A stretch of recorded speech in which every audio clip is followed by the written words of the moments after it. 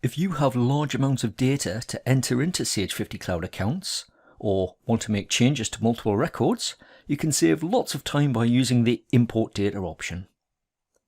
This brings all of your data into the software in one go, rather than manually entering each individual item. Let's take a quick look at the import process. Within Sage 50 Cloud accounts, open the File menu, choose Import.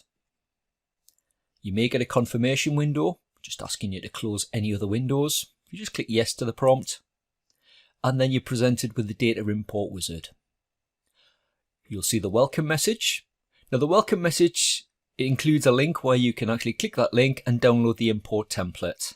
And you are prompted to backup, which we would always recommend that you do before you follow the data import process. In our example, we'll skip past that. So we'll click Next.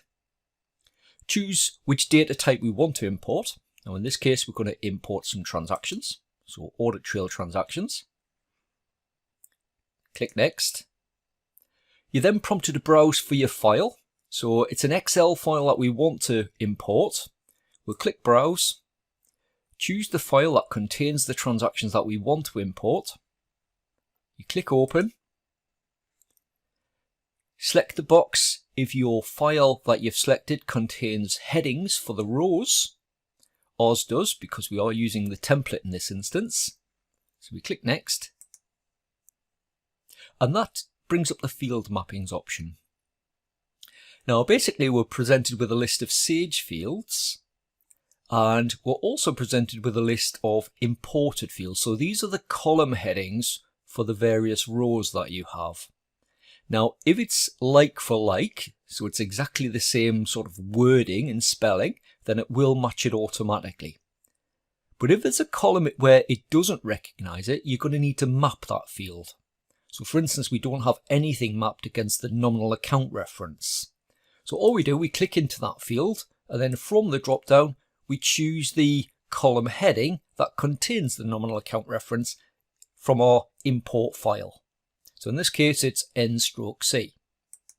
And you would just repeat that for any other fields that you need to map. And you must make sure you've got something mapped against the required fields. So there'll be a little asterisk in that column for any required fields. So we'll just scroll down, make sure we've got them all mapped, which we have in this case. Click Next. And then we're ready to click Import. So we click Import. Does two passes.